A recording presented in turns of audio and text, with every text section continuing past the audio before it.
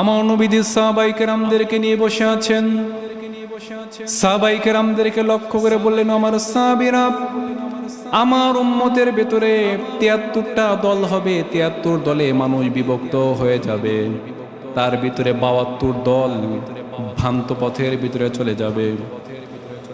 একটা দল তারা সত্যের উপরে থাকবে, বাকি যত দল রয়েছে, যত মতানৈক্য রয়েছে, বাকি যত গোষ্ঠী রয়েছে, সকল গোষ্ঠী জাহান্নামের ভিতরে চলে যাবে। সাহাবায়ে কেরাম বললেন, ইয়া রাসূলুল্লাহ সাল্লাল্লাহু আলাইহি ওয়াসাল্লাম, ৭৩টা দলের ভেতরে ৭২টা দল যাবে আল্লাহর জাহান্নামে, কঠিন আযাবের ভিতরে তারা গ্রেফতার হয়ে যাবে। তাহলে যে একটা দল যারা মুক্তি পেয়ে যাবে, যারা জান্নাতে প্রবেশ করবে, সেই একটা দলের মানুষ কারা? নবীজি বললেন, মা আনা আলাইহি ওয়া আসহাবি, আমার ইন্তেকালের পরে, আমার মৃত্যুর পরে, আমি যখন দুনিয়া থেকে চলে যাওয়ার পরে যারা আমার অনুসরণ করবে এবং আমার সাহাবীদের পথ যারা অনুসরণ করবে, তারা তাদেরকে যিনি জান্নাতের পথের ভিতরে পৌঁছায় দেবেন, সবাই বলেন তিনি কে? আমার ইন্তেকালের পরে এবং সাহাবায়ে কেরামদের পরে যারা আমি নবীর অনুসরণ করবে, আমি নবী যেই পথের জন্য লড়াই করেছি, সংগ্রাম করেছি, সেই পথের উপরে যারা টিকে থাকবে এবং আমার সাহাবায়ে কেরামদেরকে যারা অনুসরণ করবে, অনুকরণ করবে, তাদেরকে যিনি জান্নাতের পথ দেখায় দিবেন, সবাই বলেন তিনি কে?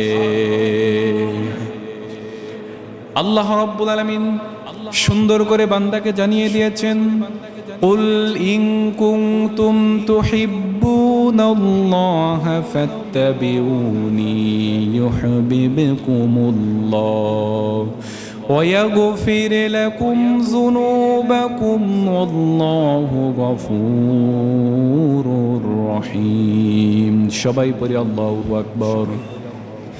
আল্লাহ রাব্বুল আলামিন বলেন, হে নবী আপনি বলুন, যারা নাকি আল্লাহর সন্তুষ্টি পেতে চায়, আল্লাহ তাআলার রহমত পেতে চায়, তারা যেন আপনার অনুসরণ করে, আপনার অনুকরণ করে, আপনাকে যারা অনুসরণ করবে, অনুকরণ করবে, হে নবী দুনিয়ার সকল অনুসরণ অনুকরণ বাদ দিয়া যারা নাকি আপনার অনুকরণ করবে, অনুসরণ করবে, আমি আল্লাহ রাব্বুল আলামিন তাদেরকে 2টি পুরস্কার দান করব। সবাই করি সুবহানাল্লাহ। 1 নাম্বার পুরস্কার হলো ইউহিব্বুকুমুল্লাহ, আমি আল্লাহ তাআলা ওই বান্দাকে ভালোবাসবো, ওই বান্দার প্রতি আমি আল্লাহ সন্তুষ্ট হয়ে যাব।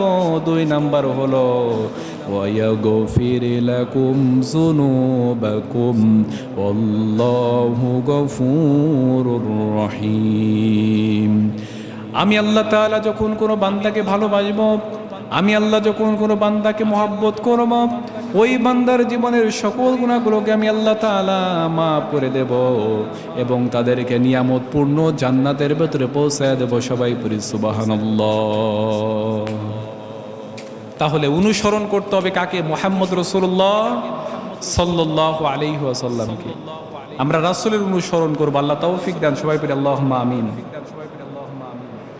সত্য পথের উপরে যদি আমি আপনি টিকে থাকি, সত্য পথ, জান্নাতের পথ, আল্লাহ রাসূলের পথের উপরে যদি আমরা থাকি, দুনিয়াতেও আপনি সম্মানিত হবেন, আখিরাতেও যিনি আমাকে আপনাকে সম্মানিত করবেন, সবাই বলেন তিনি কে? আল্লাহ তাআলা। আল্লাহ রাব্বুল আলামিন সূরা ফুসসিলাতের ভিতরে বলছেন, ইন্নাল্লাযীনা ক্বালু রাব্বুনাল্লাহু সুম্মা ইসতাকামু তাতানাজ্জালু আলাইহিমুল মালায়েকা আল্লা তাখাফু ওয়া লা তাহজানু ওয়া আবশিরু বিল জান্নাতিল্লাতী কুনতুম তুআদুন نحن أولياؤكم في الحياة الدنيا والآخرة ولكم فيها ما تشتهي أنفسكم ولكم فيها ما تدعون نزلا من غفور رحيم ومن أحسن قولا ممن دعا إلى الله وعمل صالحا وقال إنني من المسلمين সবাই পড়ি আল্লাহু আকবার। আল্লাহ রাব্বুল আলামিন বলেন, নিশ্চয় যারা বলে আমাদের রব হলো আল্লাহ, সুম্মাস্তাকামু, আল্লাহকে রব বলে স্বীকার করে নেওয়ার পরে সত্যের উপরে তারা থাকে, হকপন্থী মানুষের সাথে তারা সঙ্গ দেয়, হকপন্থী মানুষদেরকে তারা বন্ধুরূপে গ্রহণ করে নেয় এবং এই কথার উপরে তার অবিচল থাকে। যতই বিপদ আসুক না কেন, যতই মুসিবত আসুক না কেন, তাদের নিকট যতই বিপদ মুসিবত আসুক না কেন, যতই তাদের নিকট নির্যাতন আসুক না কেন, হক পথের ওপরে তারা অবিচল থাকে। এবং এই সমস্ত মানুষদের ব্যাপারে আল্লাহ তাআলা বলছেন, যখন তাদের মৃত্যু চলে আসবে, ফেরেশতারা তাদেরকে লক্ষ্য করে বলবে, আল্লা তাখাফু ওয়া লা তাহজানু ওয়া আবশিরু বিল জান্নাতিল্লাতী কুনতুম তুআদুন। ফেরেশতারা তখন এই সমস্ত মুমিনদেরকে ডেকে বলবে, তোমাদের কোনো ভয় নাই, তোমাদের কোনো চিন্তা নাই, তোমাদের জন্য আল্লাহ রাব্বুল আলামিন জান্নাতের উত্তম বাসস্থানের ব্যবস্থা করে রেখে দিয়েছেন। সবাই পড়ি সুবহানাল্লাহ। এটা হচ্ছে আখিরাতের লাভ। এখন দুনিয়ার লাভ কি? আল্লাহ রাব্বুল আলামিন বলছেন, নাহনু আউলিয়াউকুম ফিল হায়াতিদ দুনিয়া ওয়াল আখিরা ওয়া লাকুম ফিহা মা তাশতাহি আনফুসুকুম ওয়া লাকুম ফিহা মা তাদউন। জোরে পড়ি আল্লাহু আকবার। আল্লাহ রাব্বুল আলামিন বলেন, যারা নাকি সত্যের উপরে অবিচল থাকবে তাদের দুনিয়ার লাভ হলো, আমি আল্লাহ রাব্বুল আলামিন ওই সমস্ত বান্দাদেরকে বন্ধুরূপে গ্রহণ করব এবং দুনিয়ার ভিতরে যত প্রকার বিপদ মুসিবতের ভিতরে বান্দা পড়ুক না কেন, আল্লাহু ইয়াসিমুকা মিনান নাস, আমি আল্লাহ তাআলা সকল প্রকার মানুষের চক্রান্ত, শয়তানের চক্রান্ত, বিপদ মুসিবত থেকে আমি আল্লাহ তাআলা বাঁচায় দেব। সবাই বলি সুবহানাল্লাহ। তাহলে আমরা যদি সত্যের উপরে থাকি, সত্য পথের উপরে থাকি, হকের উপরে যদি আমরা টিকে থাকি, তাহলে দুনিয়াতেও লাভ আছে, আখিরাতেও যিনি আমাদের জন্য লাভ প্রস্তুত করে রেখে দিয়েছেন, সবাই বলেন তিনি কে? আল্লাহ তাআলা। আমরা সেই সত্য পথের উপরে টিকে থাকতে চাই তো ইনশাআল্লাহ। আল্লাহ তাআলা আমাদের সকলকে সত্যের উপরে টিকে থাকার তৌফিক দান করুন। সবাই বলি আল্লাহুম্মা আমিন। কারবালার ঘটনার প্রথম নাম্বার শিক্ষা বললাম সত্য পথের উপরে টিকে থাকা। 2 নাম্বার শিক্ষা হচ্ছে ত্যাগ এবং কোরবানি। কেমন করে আল্লাহর দ্বীনের জন্য, ইসলামের জন্য, আল্লাহকে সন্তুষ্ট করার জন্য কেমন করে ত্যাগ করতে হয়, কেমন করে সম্পদ বিলিয়ে দিতে হয়, কেমন করে পরিবার পরিজনকে বিলিয়ে দিতে হয়, নিজের জীবন বিলিয়ে দিতে হয়, এইটা আমরা কারবালার ঘটনা থেকে জানতে পারি। সবাই বলি সুবহানাল্লাহ। কারবালার 2 নাম্বার শিক্ষা হচ্ছে ত্যাগ এবং কোরবানি, আল্লাহকে সন্তুষ্টি করার জন্য। ইমাম হুসাইন রাদিয়াল্লাহু তাআলা আনহু তিনি শুধু নিজেই ত্যাগ স্বীকার করেন নাই, বরঞ্চ এই পরীক্ষায় তার পরিবার পরিজনকেও ত্যাগ স্বীকার করতে হয়েছে। তার স্ত্রী, তার সন্তান সন্ততি, তার ভাই, তার ভাতিজা, প্রত্যেক মানুষকেই তার সাথে ত্যাগ স্বীকার করতে হয়েছে এই কারবালার প্রান্তরে। কেমন করে আল্লাহ রাব্বুল আলামিনের রাস্তায় ত্যাগ করলে, কোরবানি করলে, আল্লাহকে সন্তুষ্ট করার জন্য জীবনের সকল কিছু যদি আমরা বিলিয়ে দিতে পারি, লাভটা কি? আল্লাহ তাআলা সেই লাভের কথা কোরআনের ভিতরে জানিয়ে দিয়েছেন। সুবহানাল্লাহ বলেন। আল্লাহ তাআলা এক জায়গার ভিতরে আমাদেরকে বলছেন যে তোমরা যদি এই এই বিষয়গুলো আমি আল্লাহর জন্য করতে পারো, তাহলে তোমাদের জন্য এই এই পুরস্কার। আসুন আমরা সেগুলো বলি। আল্লাহ রাব্বুল আলামিন বলেন, কুল ইন্না সলাতি ওয়া নুসুকি ওয়া মাহইয়ায়া ওয়া মামাতি লিল্লাহি রাব্বিল আলামিন। হে নবী আপনি বলুন আমার নামাজ, আমার কোরবানি, আমার জীবন এবং আমার মৃত্যু এই দুনিয়ার ভিতরে কারো জন্য নয়, বরং আমার নামাজ, আমার কোরবানি, আমার জীবন, আমার মরণ একমাত্র শুধুমাত্র যার জন্য। সবাই বলেন তিনি কে? আল্লাহর জন্য যদি কেউ নিজের সম্পদ বিলিয়ে দেয়, আল্লাহর সন্তুষ্টির জন্য যদি কেউ নিজের জীবন বিলিয়ে দেয়, আল্লাহ রাব্বুল আলামিন তাদেরকে জাহান্নামের কঠিন আযাব থেকে মুক্তির ঘোষণা দিয়েছেন।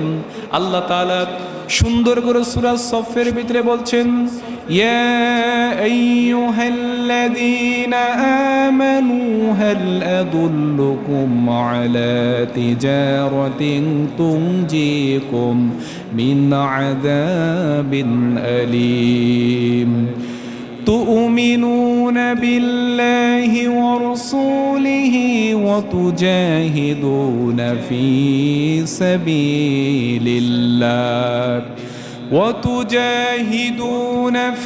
سبيل الله بأموالكم وأنفسكم ذلكم خير لكم إن كنتم تعلمون সবাই পড়ি আল্লাহু আকবার। আল্লাহ রাব্বুল আলামিন বলেন, হাল আদুল্লুকুম আলা তিজারাতিন তুনজিকুম মিন আযাবিন আলীম, আমি কি তোমাদেরকে এমন একটা ব্যবসার কথা বলবো না? আমি কি তোমাদেরকে এমন একটা বিজনেসের কথা বলবো না যেই ব্যবসা করলে পারে তোমরা কঠিন আযাব থেকে মুক্তি পেয়ে যাবে, জাহান্নামের কঠিন আযাব থেকে তোমরা বেঁচে যাবে? আমার নবীজি বললেন, হে আল্লাহ তাআলা অবশ্যই আপনি আমাদেরকে জানিয়ে দেন। আল্লাহ তাআলা বললেন তিনটা কাজ করতে হবে, তিনটা কাজ যদি বান্দা তুমি করতে পারো তাহলে তুমি কঠিন আযাব থেকে মুক্তি পেয়ে যাবে। আল্লাহ তাআলা বলেন, তুমিনুনা বিল্লাহি ওয়া রাসূলিহি ওয়া তুজাহিদুনা ফি সাবিলিল্লাহ وتجاهدون في سبيل الله بأموالكم وأنفسكم।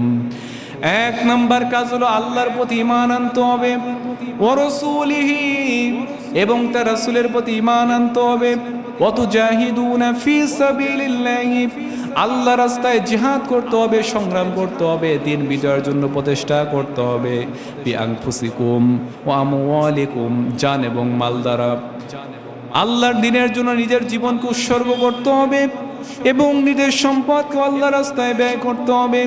কোনো বান্দা যদি এই তিনটা কাজ করে, এক নাম্বার আল্লাহর প্রতি ঈমান, দুই নাম্বার রাসূলের প্রতি ঈমান, তিন নাম্বার আল্লাহর রাস্তায় যদি জিহাদ করে, সংগ্রাম করে, দ্বীনের জন্য যদি কেউ খরচ করে, নিজের জীবন বিলিয়ে দেয়, তাহলে ওই বান্দাকে যিনি কঠিন আযাব থেকে মুক্তি দান করে দেবেন।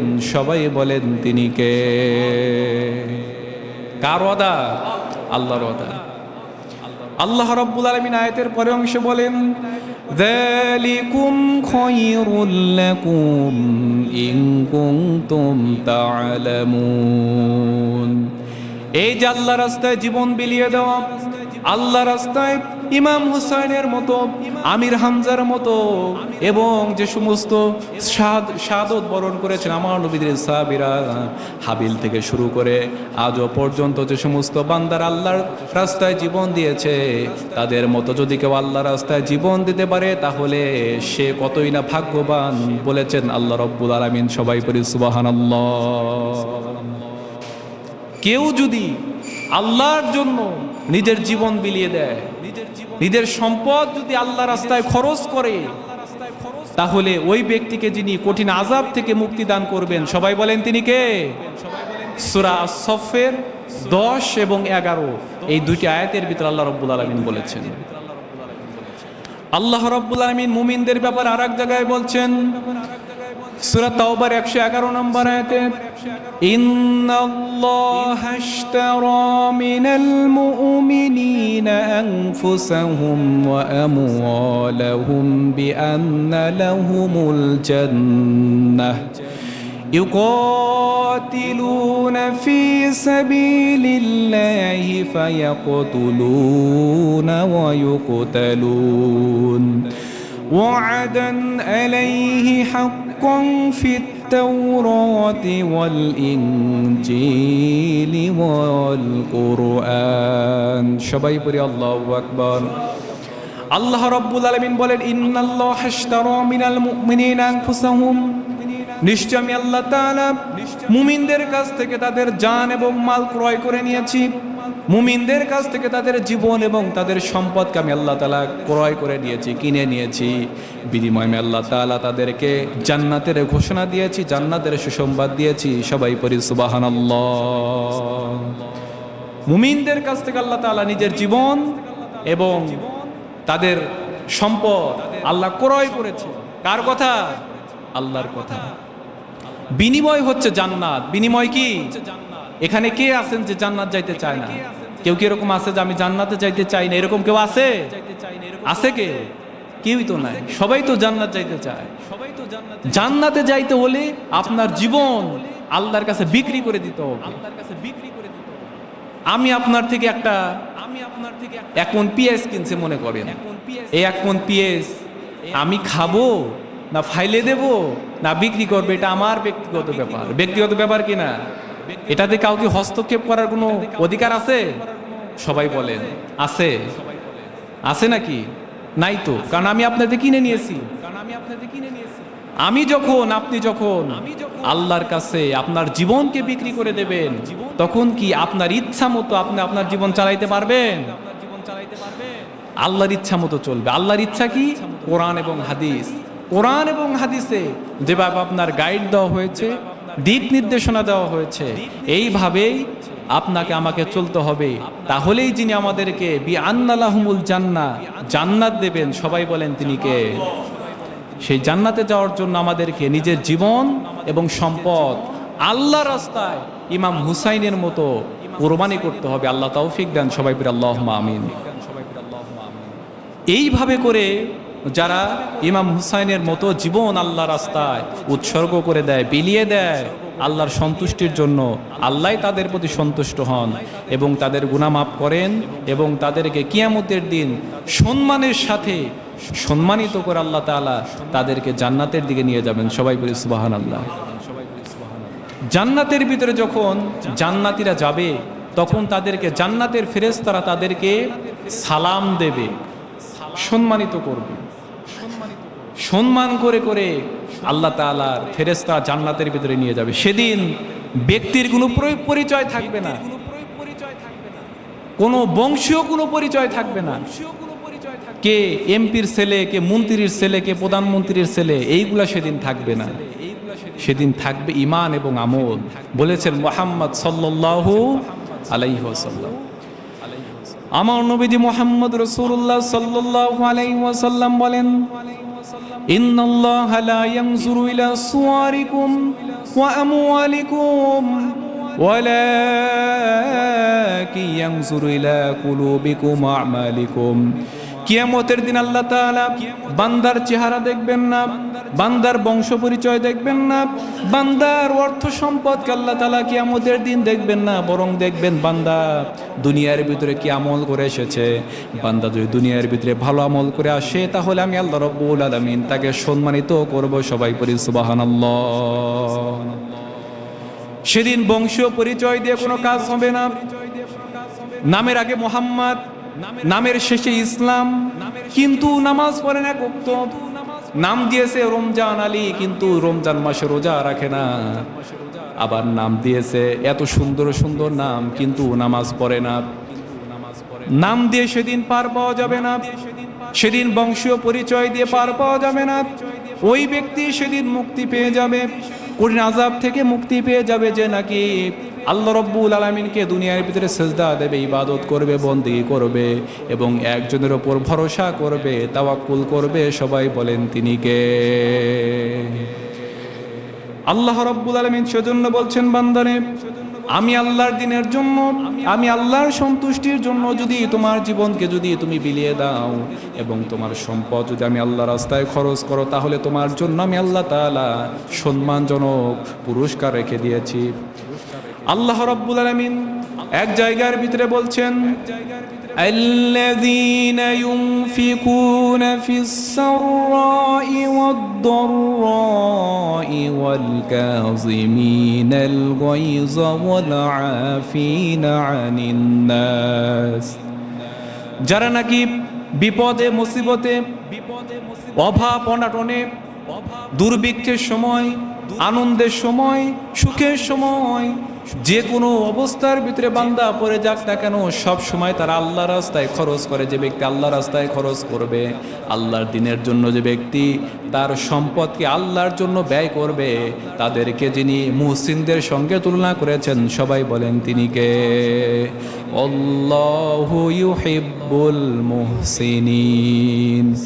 নিশ্চয় আল্লাহ রাব্বুল আলামিন মুহসিন বান্দাদেরকে অত্যন্ত ভালোবাসেন, অত্যন্ত পছন্দ করেন। মুহসিন হচ্ছে আল্লাহর ওই সমস্ত বান্দা বান্দিরা যারা নাকি দুনিয়াতে আল্লাহর ইবাদত করে, আল্লাহকে রাজি খুশি করে এবং দুনিয়াতে যেই কাজ করে না কেন একমাত্র আল্লাহকে রাজি খুশি করার জন্য। সবাই করি সুবহানাল্লাহ। আমরা সেই মুহসিন বান্দাদের অন্তর্ভুক্ত হতে চাই। আল্লাহ তাআলা সেই তৌফিক আমাদের দান করুন। সবাই বলি আল্লাহুম্মা আমিন। কারবালার 2 নাম্বার যেই শিক্ষা বললাম, 2 নাম্বার শিক্ষা হচ্ছে ত্যাগ এবং কোরবানি। ইমাম হুসাইন রাদিয়াল্লাহু তাআলা আনহু, আমি ঘটনা আরেকটু পরে বলতেছি 2 মিনিট পরে, তো তিনি এই রকম করে ত্যাগ এবং কোরবানি করেছিলেন। কারবালার 3 নাম্বার শিক্ষা হচ্ছে সবর, ধৈর্য ধারণ করা। যেই অবস্থায় আমরা থাকি না কেন আমাদের ধৈর্য ধারণ করার দরকার আছে না নাই? ধৈর্য ধারণ করব। ধৈর্যের কথা আল্লাহ তাআলা কোরআন অনেক জায়গায় বলেছেন, ধৈর্য ধারণ করার কথা। আল্লাহ রাব্বুল আলামিন সূরা আলে ইমরানের শেষ নাম্বার আয়াতের ভিতরে বলছেন, ইয়া আইয়ুহাল্লাযীনা আমানুসবিরু ওয়া সাবিরু ওয়া রাবিতু ওয়াত্তাকুল্লাহ লাআল্লাকুম তুফলিহুন। সবাই পড়ি আল্লাহু আকবার। আল্লাহ রাব্বুল আলামিন বলেন, হে ঈমানদারগণ, ইসবিরু ওয়া সাবিরু ওয়া রাবিতু ওয়াত্তাকুল্লাহ, আমি আল্লাহর জন্য ধৈর্য ধারণ করো। ধৈর্য ধারণ করার মতো ধৈর্য ধরো, এমন ভাবে ধৈর্য ধরো যদি তোমার সামনে কাটাও পড়ে যায় তারপরেও ধৈর্য ধরো। বিপদ আসলে ধৈর্য ধরো, মুসিবত আসলে ধৈর্য ধরো। যেই অবস্থার ভিতরে বান্দা তুমি পড়ো না কেন, যদি ধৈর্য ধারণ করতে পারো তাহলে আমি আল্লাহ তাআলা বান্দা তোমার জন্য মুক্তির পথ বের করে দেব। সবাই বলি সুবহানাল্লাহ। কারবালার 3 নাম্বার শিক্ষা হলো ধৈর্য ধারণ করতে হবে। জীবনের যেই অবস্থা আসুক না কেন প্রত্যেক অবস্থার ভিতরে যে ব্যক্তি ধৈর্য ধারণ করবে, আল্লাহ রাব্বুল আলামিন তাদেরকে মুহসিনের সঙ্গে তুলনা করেছেন। আল্লাহ তাআলা বান্দাকে সেজন্য বলছেন, বান্দারে তুমি কি তাকাও না, আমি আল্লাহ রাব্বুল আলামিন পূর্বে যুগের ঈমানদারদের কি অবস্থা করেছিলাম। এমন অবস্থা তাদের হয়েছিল। সূরা আনকাবুতের 2 নাম্বার আয়াতে আল্লাহ তাআলা বলছেন, আহাসিবান নাসু আইয়ুতরাকু আইয়াকুলু আমান্না ওয়া হুম লা ইফতানুন। তোমরা কি ধারণা করেছো এমনি এমনি তোমাদেরকে ছেড়ে দেওয়া হবে, এমনি এমনি তোমাদেরকে আমি আল্লাহ তাআলা জান্নাতের ভিতরে পৌঁছে দেব, অথচ তোমাদেরকে পরীক্ষা করা হবে না, তোমাদের ধৈর্যের পরীক্ষা নেওয়া হবে না, এমনটা নয়। বরঞ্চ আমি আল্লাহ তাআলা অবশ্যই তোমাদেরকে পরীক্ষা করবে এবং ধৈর্যের পরীক্ষা নেব। যে ব্যক্তি ধৈর্য ধারণ করবে সেই ব্যক্তিকে আমি আল্লাহ তাআলা পরীক্ষায় উত্তীর্ণ করে জান্নাতের ভিতরে পৌঁছায় দেব। সবাই পড়ি সুবহানাল্লাহ।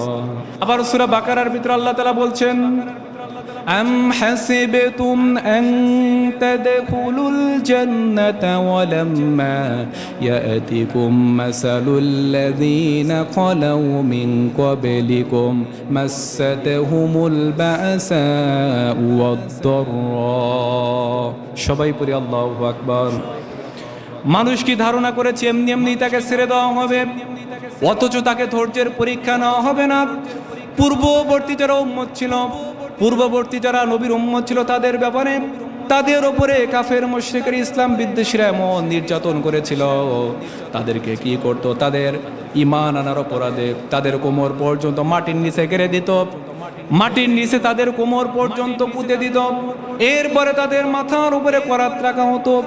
ঈমান আনার অপরাধে তাদেরকে সেই করাত দিয়ে জীবিত অবস্থায় তাদেরকে ঈমান আনার অপরাধে তাদেরকে দ্বিখণ্ডিত করে ফেলতো। সবাই পড়ি নাউজুবিল্লাহ। আল্লাহ তাআলা সেটাই বলতেছেন যে এমনি এমনি তোমাদের ছেড়ে দেওয়া হবে, আর এমনি এমনি জান্নাতে যাবা, পরীক্ষা করা হবে না। অবশ্যই পরীক্ষা করা হবে, যেমনটা পরীক্ষা করা হয়েছিল তোমাদের পূর্ববর্তী নবী এবং রাসূলের প্রতি। আল্লাহ রাব্বুল আলামিন সূরা বাকারা 214 নম্বর আয়াতে আমাদেরকে এই বিষয়টা বলেছেন। ইমাম হুসাইন রাদিয়াল্লাহু তাআলা আনহু, তার পরিবার পরিজন, তারা যাচ্ছেন ইরাকে। এখানে অনেক বড় ঘটনা আছে। ইরাকে যাচ্ছেন, ইরাকে কুফা নগরীতে যাওয়ার সময় কারবালার প্রান্তরে তারা অবস্থান করেছেন। ইয়াজিদ বাহিনীরা হযরত হুসেন রাদিয়াল্লাহু তাআলা আনহু এবং তার পরিবার পরিজনকে একদম তাদেরকে আটক করে, গ্রেপ্তার করে তাদেরকে পানি ব্যবহার করার যে তার একটা সুযোগ, এটা তাদের বন্ধ করে দেয়। এতে কি হয়? পানি যদি কোনো মানুষের কাছে না থাকে সে টিকতে পারবে না। আপনার খাবার না থাকলে সে টিকতে পারবে, কিন্তু পানি না থাকলে কি সে টিকতে পারে?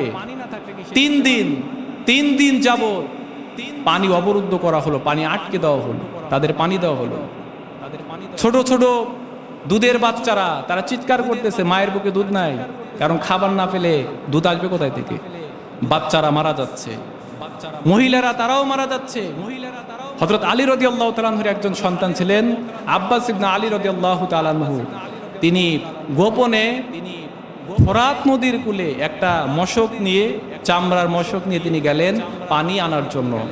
প্রতিমধ্যে এই ইয়াজিদের সন্ত্রাস বাহিনীরা তারা আপনার হযরত হুসাইন রাদিয়াল্লাহু তাআলা আনহুর সেই আপনার ভাই, সেই ভাইকে সেখানে তাকে শহীদ করে দেওয়া হলো। পানির পিপাসায় একের পর এক সবাই শহীদ হয়ে গেল। ইমাম হুসাইন আজকের এই দিনে এই আশুরার দিনে 10ই মুহররম হযরত হুসাইন রাদিয়াল্লাহু তাআলা আনহু আল্লাহর দ্বীনের জন্য, ইসলামের জন্য, আল্লাহকে সন্তুষ্ট করার জন্য কাফের মুশরিকদের হাতে তিনি শাহাদাত বরণ করলেন। কাফেররা তাকে এমন নির্মমভাবে হত্যা করেছে, ইতিহাসে সবচাইতে নির্মম এবং নিকৃষ্ট হত্যা। তার শরীরে প্রায় 70টার অধিক তীর নিক্ষেপ করা হয়েছে। সবাই পড়ি নাউজুবিল্লাহ। তার শরীরের এমন কোনো জায়গায় নাই যে জায়গায় রাসূলুল্লাহ সাল্লাল্লাহু আলাইহি ওয়াসাল্লামের পবিত্র মুখ দিয়ে তাকে চুম্বন করেন নাই। প্রত্যেক শরীরের সব জায়গায়, প্রায় সব জায়গায় চুম্বনের, রাসূলের চুম্বন ছিল, কিন্তু তাকে 70টার অধিক তাকে তীর নিক্ষেপ করা হলো এবং শেষ পর্যন্ত তাকে জীবিত অবস্থায় তাকে জবাহ করা হলো। সবাই পড়ি নাউজুবিল্লাহ। এই কারবালার ঘটনা থেকে আমি 4টা যে শিক্ষার কথা বলেছি, 5 নাম্বার যে শিক্ষা সেটা হচ্ছে আপনার জীবন চলে গেলেও সত্যের উপরে থাকতে হবে, সত্যের পক্ষে থাকতে হবে, ইসলামের পক্ষে থাকতে হবে। যদি জীবন চলে যায়, আমরা কি এটা করতে পারবো ইনশাআল্লাহ? আল্লাহ রাব্বুল আলামিন আমাদের সকলকে হক পথের উপরে চলার তৌফিক দান করুন। আল্লাহ রাব্বুল আলামিন আমাদের সকলকে ইয়াজিদি মুসলমান না হয়ে আমরা যেন হুসাইনি মুসলমান হইতে পারি, আল্লাহ সেই তৌফিক আমাদের সকলকে দান করুন। ওয়া মা আলাইনা ইল্লাল বালাগ। আসসালামু আলাইকুম ওয়া রাহমাতুল্লাহি ওয়া বারাকাতুহু। যারা সুন্নাত পড়েন সুন্নাত পড়েন।